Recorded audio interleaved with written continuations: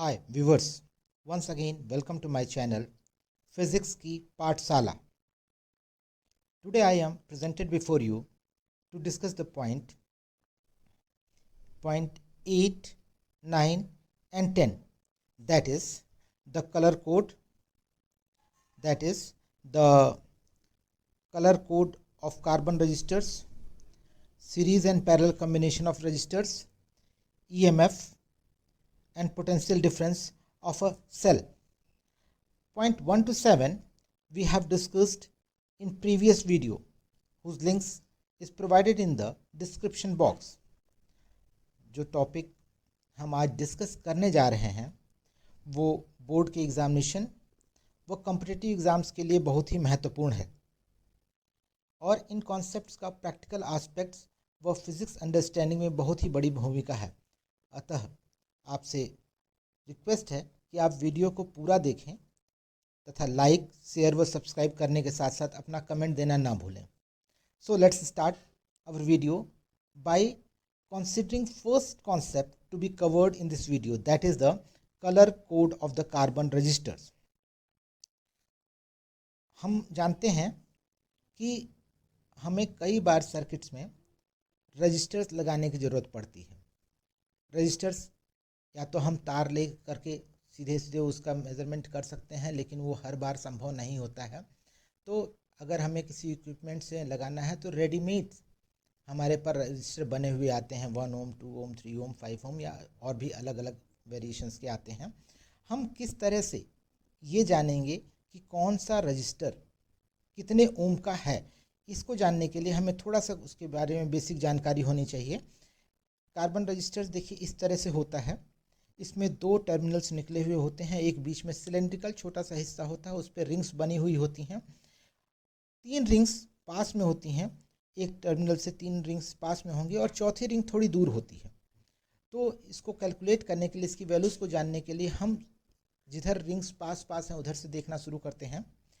The first 2 rings from the end give the first 2 significant figure of the resistance in ohms. That is the first ring and the second rings gives the first 2 figures, that is a unit figure and tens figure of the its resistance, and the third ring indicates the decimal multiplier. Decimal multiplier means 10 की power में कितनी power लगेगी, 10 into power कितना होगा.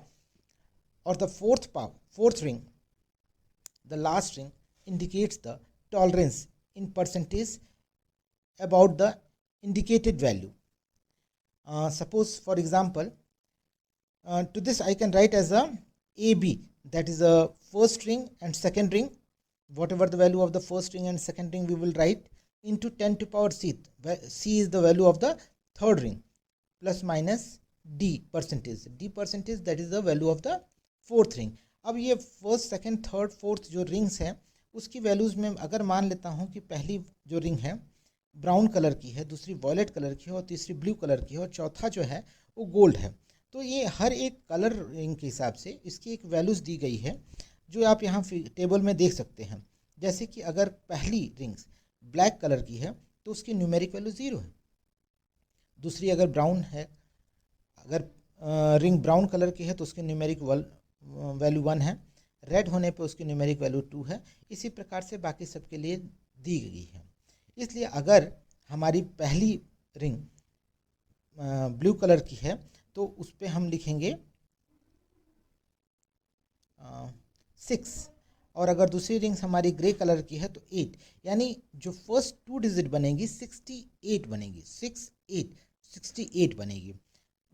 इसी को समझने के लिए हम देख सकते हैं यहाँ पर. लेट्स कंसीडर करें हम एक एक करके वीडियोस को. तो देखिए अगर यहाँ पे जो रिंग दी हुई है हमारे को फिगर में, उसका पहला है बी फॉर्म में लिखा हुआ है, जिसका के लिए ब्राउन है रिंग्स. ब्राउन रिंग्स होने का मतलब उसके लिए डिजिट हम 1 लिखेंगे. दूसरी वॉयलेट कलर की रिंग है, उसके लिए हम 7 लिखेंगे. तो ब्राउन और वॉयलेट कलर के लिए 1 और 7 हो गया. थर्ड रिंग का अगर कलर को हम देखते हैं तो ये हमारी ब्लैक कलर की रिंग है, जिसके लिए 10 का मल्टीप्लायर 0 हो रहा है. 10 का मल्टीप्लायर 0 होने का मतलब 10 टू पावर 0. और चौथी रिंग जो है हमारी गोल्ड की बनी हुई है.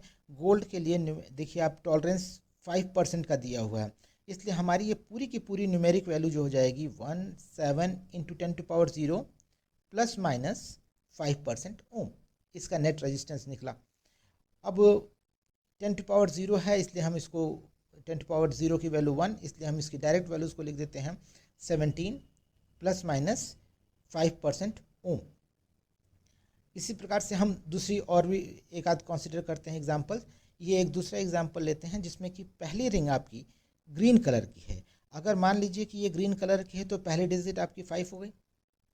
दूसरी रिंग आपकी रेड कलर की है, रेड कलर के होने की वजह से उसकी डिजिट जो सेकंड डिजिट होगी 2 हो जाएगी, इसका मतलब ये 52 हो गया। देखिए 52 दिखा रहे हैं।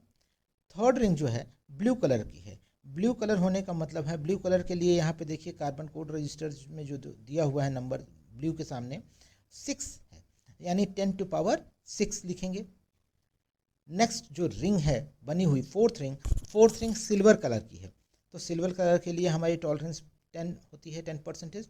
सो प्लस माइनस 10% ओम हम लिखेंगे और इसकी पूरी जो न्यूमेरिक वैल्यू बनेगी 52 इंटू 10⁻6 प्लस माइनस 10 ओम। एक और एग्जांपल हम कंसिडर करते हैं। कई बार होता क्या है कि जरूरी नहीं है कि फोर्थ रिंग दी ही जाए, कभी कभी ये फोर्थ रिंग एब्सेंट हो जाती है। जब ये फोर्थ रिंग एब्सेंट हो जाती है तो उस वक्त हम उसकी टॉलरेंस 20% कंसिडर करते हैं। इस एग्जांपल में देखिए आपकी पहली रिंग, दूसरी रिंग और तीसरी रिंग, सिर्फ 3 ही रिंग दिखाई हुई है और चौथी रिंग गायब है। चौथी रिंग गायब होने में हम उसका जो टॉलरेंस लेंगे 20% लेंगे। आप इसकी जो तीसरा एग्जांपल दिखाया गया इसकी अगर आप न्यूमेरिक वैल्यू निकालें तो देखिए यहाँ पर पहला वाला जो है, दूसरा है और तीसरा, 3 रिंग दिए हुए हैं, इसके लिए आप इसकी टॉलरेंस वैल्यू निकाल सकते हैं। ये आप खुद से करिए। जो ये टेबल थी आपको जो दी गई थी टेबल, इसको याद करने के लिए एक साधारण तरीका जो लोग फॉलो करते हैं वो ये भी है। BB Roy of Great Britain has very good wife, that is a first B for black, उसकी numeric value 0। Second B for the brown, उसकी numeric value 1, BB। Is it okay? Next is the Roy, R for red means numeric value is 2. O for orange numeric value will be 3. Y for yellow numeric value is 4. BB Roy, of को आप छोड़ दीजिए। फिर G for green हम पहला ले रहे हैं, ग्रीन के लिए हमारा न्यूमेरिक वैल्यू 5। ग्रेट का G हम लेते हैं, G के लिए न्यूमेरिक वैल्यू हमारी 5। फिर ब्रिटेन का B ले लीजिए, उसके लिए न्यूमेरिक वैल्यू 6। हैज़ छोड़ देते हैं, इसके लिए कोई न्यूमेरिक वैल्यू नहीं। वेरी V यहाँ से लीजिए, V के लिए वॉलेट की न्यूमेरिक वैल्यू 7। फिर G आया गुड का G अगर हम लेते हैं that it is for that grey, for G grey is there, for that numeric value will be 8। And last one is the wife से W ले लेते हैं, उसके लिए न्यूमेरिक वैल्यू 9। अगर हम इसको फॉलो करते हैं तो हम कभी भी दिया गया रेजिस्टेंस फाइंड आउट कर सकते हैं। और ये देखा गया है कि प्रीवियस के कई सालों में डायरेक्ट क्वेश्चंस इस तरह से पूछा गया और कॉम्पिटिटिव एग्जाम्स में इसका उल्टा पूछते हैं। कॉम्पिटिटिव एग्जाम्स में न्यूमेरिक वैल्यू दे दिया, फिर रिंग्स का स्ट्रक्चर पूछा जाता है। ये एक तरीका हुआ कलर कोड निकालने का। एक दूसरा तरीका और भी होता है जिसको हम डिस्कस करते हैं, वो यहाँ पर दिया हुआ है। Another color code for the carbon register. In this one, the no rings are provided. Rings are not provided on the body, but its color of the body and color of the ends, and one dot is presented on the body. It gives you the numeric value of that resistance. Here, the first numeric digit is represented by the body color. The color of the body gives the first significant figure. Is it okay? The body of the color represent the first significant figure, and the end of the color of the end represent the second significant figure. The color of the end gives the second significant figure, and one dot is there. The color of the dot gives the decimal multiplier, यानी 10 to power कितने multiply होगा, 10 to power 0, 1, 2, 3, और हमारी table वही पीछे वाली ही follow होती रहेगी। और last one, the colour of the rings जो यहाँ पे लास्ट में इसमें एक ही रिंग बनी हुई है, the colour of rings gives the tolerance. Table हमारी पीछे की फॉलो होगी, इसको भी अगर हम इस तरह का रजिस्टर दिया गया है तो उसको भी हम निकाल सकते हैं। यहाँ पे आप देखिए फिगर में हमारा जो रजिस्टर दिया गया है उसकी बॉडी येलो कलर की है, येलो कलर की दिया गया है, और ये फर्स्ट सिग्निफिकेंट फिगर दिखाएगा। जो एंड्स हैं वो रेड कलर के हैं, एंड्स रेड कलर के हैं, जो कि हमारा सेकंड सिग्निफिकेंट फिगर दिखाएगा। उस पर एक ब्लू कलर का डॉट लगा हुआ है, ब्लू कलर का डॉट है, ब्लू कलर का डॉट हमारा थर्ड सिग्निफिकेंट फिगर दिखाएगा। और एक रिंग जो बनी हुई है वो गोल्ड कलर की है, तो गोल्ड कलर के लिए हमारा टॉलरेंस ±5% हो जाएगा। इसको अगर हम पूरा कैलकुलेट करें पीछे की टेबल से लेते हुए, तो हमारा जो वाई के लिए बनेगा, येलो बॉडी के लिए बनेगा जो फर्स्ट सिग्निफिकेंट फिगर 4, रेड के लिए जो फिगर होती है 2, और थर्ड जो डॉट रखा गया था, डॉट के लिए हमारी मल्टीप्लायर होगा 6। So 42 into 10 to power 6, this will be the numeric value of the register, and the gold ring is there, so for that the tolerance is ±5%. In this way we can calculate the numeric value for the carbon registers, and similarly we can calculate for any other numeric value of any other carbon registers. I think up to here it's okay. Now in many cases we have to obtain some higher resistances और some lower resistances. जरूरी नहीं कि हमारे पास वो resistance बनाया रखा हो, उस केसेस में हम इन रेजिस्टेंस को जोड़ करके, इन रेजिस्टेंसेस को कंबाइन करके, अलग अलग तरीके से हम कंबाइन करते हैं, या तो सीरीज या तो पैरेलल में हम दो तरीके से कंबाइन करते हैं और डिज़ायर्ड आउटपुट ऑब्टेन करने की कोशिश करते हैं, हम ऑब्टेन भी करते हैं। तो हम पहले तो ये जान जाएं कि इसका सीरीज और पैरेलल में कम्बिनेशन होता कैसे है, और अगर ये हो गया तो हम उससे किस तरह से हमारा इफेक्टिव या नेट रेजिस्टेंस निकलता है। तो पहला तो कम्बिनेशन ऑफ रेजिस्टेंसेस में हम पढ़ें तो दो तरीके से हम कंबाइन करते हैं। पहला होता है सीरीज कम्बिनेशन, दूसरा होता है parallel combination. In series combinations the output of the first ring becomes the input of the for the second ring, for the second register. एक रजिस्टर का जो आउटपुट होता है दूसरे रजिस्टर के लिए इनपुट में जाता है। जैसे कि ये यहाँ देखिए फिगर में दिखाया हुआ है R1, R2 और R3 अगर तीन रजिस्टर्स हैं, R1 में करंट जाती है, जहाँ से आउटपुट हो रही है वो करंट दूसरे R2 में इनपुट होती है। यानी ये सिर्फ एक ही पाथ है, यहाँ पर करंट को जाने के लिए सिर्फ और सिर्फ एक पाथ है, दूसरा कोई पाथ नहीं है। अगर हम कहें कि पानी बह रहा था तो सिर्फ एक तरह से एक दिशा में पानी बहता जाएगा, दूसरा और कोई तरीका नहीं है, कोई रास्ता नहीं है। इस प्रकार के कम्बिनेशन को हम सीरीज कम्बिनेशन कहते हैं। So what we can say that when a potential difference V is applied across the combination, the same current I flows through each resistor. This is the most important thing. Whenever the combinations are connected in series, the same current I flows through the each resistor. Is it okay? The current remains the same, but across each resistor, the potential difference will be the different. इसीलिए जो हमारी पहले की पुरानी जो झालरें हुआ करती, जो हम लोग दीपावली में लगाया करते थे, देखिए उसमें जब अगर सीरीज कम्बिनेशन पहले किया जाता था तो उसमें पहली वाली जो झालर होती थी, पहला वाला झालर का बल्ब जो होता तो वो ग्लो करता था, बड़ी तेज़ी के साथ वो दिखता था। लेकिन आखिरी वाले तक के लिए वो वहाँ पर पोटेंशियल ड्रॉप इतना ज़्यादा हो जाता था कि वो पता ही नहीं चलता था कि ग्लो कर रहा है कि नहीं कर रहा है। इसलिए आजकल हम लोग उस तरह की लाइट्स को नहीं यूज़ करते हैं। और इस फिगर को देख करके आप और चीज़ समझ सकते हैं कि अगर हम झालर में इसको लगाते हैं और अगर रेजिस्टेंस R2 हमारा फ्यूज़ हो गया, बल्ब जो R2 लगा है वो फ्यूज़ हो गया, तो करंट आगे नहीं जाएगी, यानी जो झालर है प्रॉपर वर्क नहीं करेगी। इन कॉन्स्टेंट्स की वजह से अब हम लोगों ने उसको बंद कर दिया है सीरीज कम्बिनेशन करना, और यही ज़रूरत होती है। इसी वजह से हम लोग घरों में सीरीज कम्बिनेशन ना करके पैरेलल कम्बिनेशंस करते हैं, पैरेलल सर्किटिंग करते हैं। अगर हम यहाँ पे निकालना चाहें कि हमारा रिजल्टेंट रेजिस्टेंस कितना होगा, तो हम इसके क्रॉस एक पोटेंशियल V लगाते हैं, पोटेंशियल V का एक बैटरी लगा दिया, और यहाँ से करंट अगर I फ्लो करती है, सभी R1, R2 और R3 सभी में हमारा करंट I फ्लो करेगा, लेकिन सबके क्रॉस पोटेंशियल ड्रॉप हमारा अलग अलग होगा। मान लेते हैं कि पोटेंशियल ड्रॉप हमारा R1 के क्रॉस V1 है, R2 के क्रॉस V2 है और R3 के क्रॉस V3 है। So V1 will be equal to I R1 and V2 will be equal to IR2 and V3 will be equal to IR3. Here very easily we can say that the current remains the same, but the potential is varying as per the resistance, as per the according to the Ohm's law. अगर हम इन सभी की जगह ये जो 3 registers हमने माने थे, इन 3 रजिस्टर की जगह अगर हम मान लेते हैं कि हमारा एक नेट रेजिस्टेंस इसके बराबर का हमारे को RS दिया गया है, एक रजिस्टर हमने माना जो कि RS रजिस्टर है, जो इसकी न्यूमेरिक वैल्यू इन तीनों के बराबर है, तो उस केस में क्या होगा, करंट I फ्लो करेगा, पोटेंशियल ड्रॉप V होगा। तो हम लोग ये इक्वेशन लिख सकते थे V is equal to IRS, V is equal to IRS।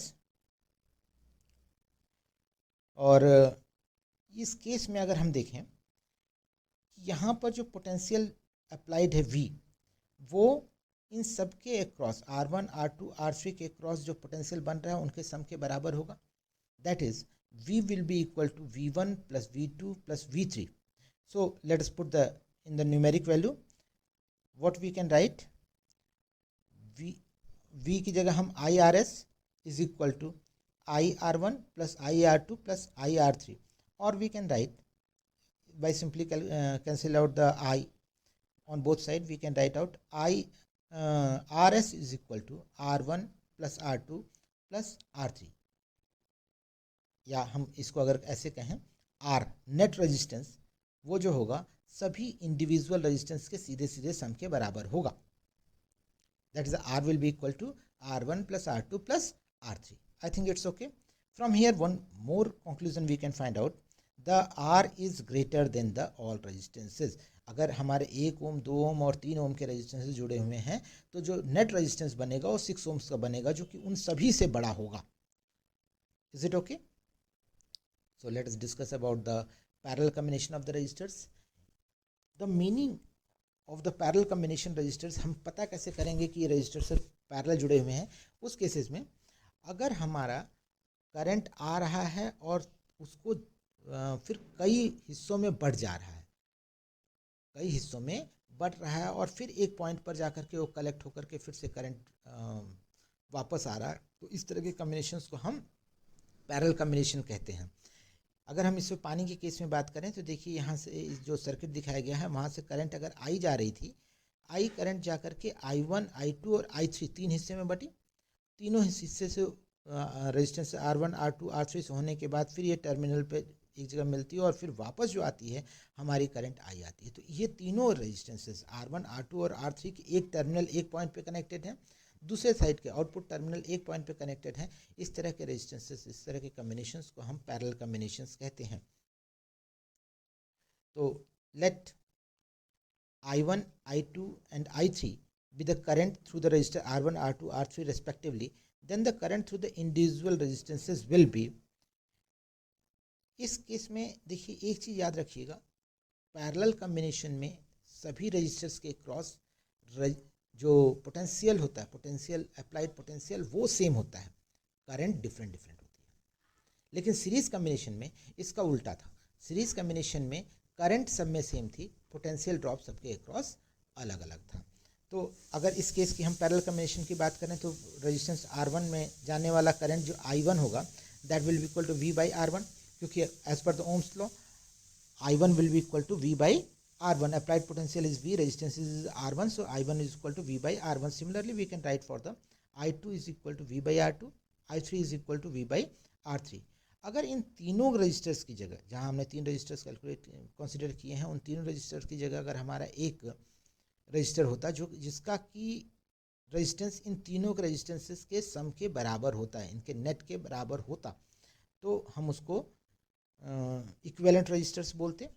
अगर if RP, P for the parallel combination I have just taken, if RP is the equivalent resistance of the parallel combination, then इन तीनों की जगह हम सिर्फ एक लगाते, RP लगाते, उस केस में क्या होता, as per the Ohm's law I will be equal to V by RP. Is it okay?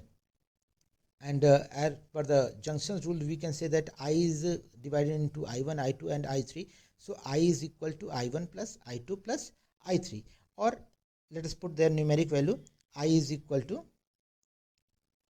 I is equal to I1 plus I2 plus I3, और I की जगह अगर हम रखते हैं तो V by RP is equal to V by R1 plus V by R2 plus V by R3। और अगर हम इन्हीं वैल्यूज़ में V देखिए सबके ऊपर ऊपर से कैंसिल आउट कर सकते हैं हम, तो हमारा जो रिजल्टेंट नेट बनेगा V by 1 by R P is equal to 1 by R1 plus 1 by R2 plus 1 by R3। यानी जो नेट रेजिस्टेंस बनेगा 1 by R P is equal to 1 by R1 plus 1 by R2 plus 1 by R3। अगर हम यहाँ से एक चीज़ बड़ी important देखते हैं कि R जो रिजल्टेंट होगा वो ये जो तीनों रजिस्टर्स लगे हुए थे उन तीनों रजिस्टर्स से भी छोटा होगा, यानी जो नेट वैल्यू आएगी वो तीनों अप्लाइड रेजिस्टेंसेस से कम होगी। This is the beauty of these two kind of the combination, that's why we are using different kind of combination in different situations. whenever we have to obtain the higher registers than the applied one, then we are using the series combination, and if we are intended to find out the less resistances than the applied resistances, then we apply the parallel combinations. I think up to here it's okay. So let's move ahead and let us discuss about the maintenance of the steady current in a circuit. Whenever we want to maintain the current to flow steady in that in a circuit, then on that time we have to provided a source. अगर हम किसी भी circuit में किसी भी जगह पर continuous flow बनाए रखना चाहते हैं तो हमें वहाँ पर एक सोर्स देना पड़ेगा जो कि बार बार उसको जो एनर्जी को प्रोवाइड करता रहेगा, अदरवाइज थोड़ी देर के बाद वो एनर्जी ख़त्म हो जाएगी। इस केसेस में हम कह सकते हैं to maintain the steady current through the conductor some external device must do work at a steady rate to take the positive charges from lower potential to the higher potential. Such a device is a source of electromotive force, or that is known as the EMF, which may be electrochemical or an electric generator. हम simple से कहें कि हम उसको एक cell लगा सकते हैं जो कि हमें EMF का काम करेगा, बार बार एनर्जी को प्रोवाइड करता रहेगा ताकि कांस्टेंट हमारी करंट फ्लो करती रहे। So here one term is there, electromotive force. First of all, let us discuss what is the meaning of the electromotive force. So electromotive force is, as here in the figure we have I have shown a cell. Here in the cells we can see that due to as soon as in the cells electrolytes are deposited, and in electrolytes electrodes are dipped, certain chemical reactions takes place. So because of the chemical reaction, a force which is the non-electrostatic origin is exerted on the charges of the electrolytes. Because of that force, the positive charges are accumulated on one terminal, let us suppose on the terminal A, and the negative charges toward the terminal B, let us call it as the terminal B.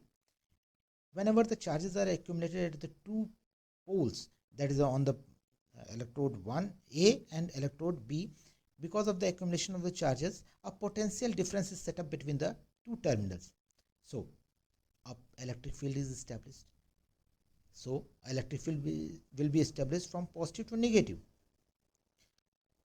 अब हम मानते हैं कि ये जो electric field है ये एक फोर्स Fn, सबस्क्रिप्ट में n लिया हमने, Fn एक पॉजिटिव चार्ज पे लगाता है, और एक Fe जो होता है Q जो निगेटिव चार्ज पे लगने वाला फोर्स है इस नॉन इलेक्ट्रोस्टैटिक फील्ड की वजह से जो यहाँ पर इस्टेब्लिश हुआ फोर्स जो लगता है, दैट इज़ अ QE। अगर हम निगेटिव पे कहें तो Fe is equal to force on the electron is equal to QE on the negative charge. Positive side में पॉजिटिव जो चार्ज पे फोर्स लगेगा और निगेटिव चार्ज पे फोर्स जो लगेगा वो दोनों एक दूसरे के अपोजिट होगा। संतुलन की अवस्था में in steady state the charges stops accumulating further, और जहाँ पर चार्ज एक्यूमुलेट करना आपस में बंद कर देते हैं उस स्थिति को हम कह सकते हैं force because applied on the positive charges is equal to force applied on the negative charges, so Fn is equal to Fe।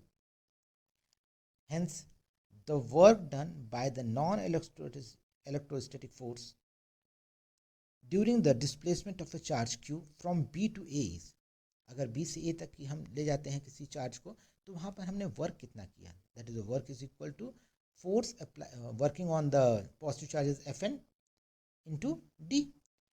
And if we want to find out, and here the D is the distance between the two terminals. So the work done per unit charge, the work done per unit charge that I am representing as a E, that will be equal to W by Q, or from the relations we can write out Fn D by Q.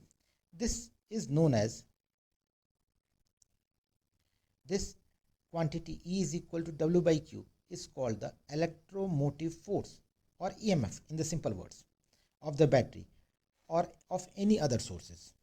Hence, the electromotive force of a source may be defined as the work done by the source in taking a unit positive charge from lower to higher potential. यानी हम lower से higher potential complete एक cycle में करने में जितना हम work कर रहे हैं उसको हम उसका EMF बोलते हैं. तो electromotive force of a source may be defined as the work done by the source in taking unit positive charge from lower to higher potential if the two terminals of the battery are not connected externally. हम कहीं से बाहर से उसको connect कर ही नहीं रहे हैं, कोई सोर्स नहीं प्रोवाइड कर रहे हैं, तो Fn is equal to Fe उस केस में हो जाएगा, स्टडी स्टेट से QE के बराबर हो जाएगा. सो अगर हम यहाँ पर सबको D से मल्टीप्लाई कर दें तो हमें क्या मिलेगा, Fn D is equal to Fe D is equal to QED, और QED को E इंटू डी को हम पोटेंशियल भी बोल सकते हैं, applied potential, where V is equal to ED is the potential difference between the two terminals. So here we can write EMF is equal to W by Q, जो हमने पहले ऊपर बोला था, W by Q की जगह हम W की जगह FND बोल सकते हैं, FND by Q, और FND की जगह देखिए हमने ऊपर निकाला था QV divide by Q, that is equal to V. Hence this is the most important result. Hence the EMF of the source is equal to the maximum potential difference between its terminals when it is in the open circuit, that is there is no sending of the current. जब ये कोई current को send नहीं कर रहा है उस स्थिति में जो EMF होगा वो अप्लाइड पोटेंशियल दोनों आपस में बराबर होंगे. I think it's okay up to here. Thanks for watching my channel Physics की पाठशाला. Next time we will discuss in the next few points are there, to that we will discuss in the next video. So in this video we stop our discussion up to here. The remaining points we will discuss in the next video. To remain updated, kindly don't forget to like, share and subscribe my channel. I assure you your syllabus will be completed in easiest way with refined concept so that you can achieve very good result in your examination. Thank you and bye bye till the next video. Thanks a lot.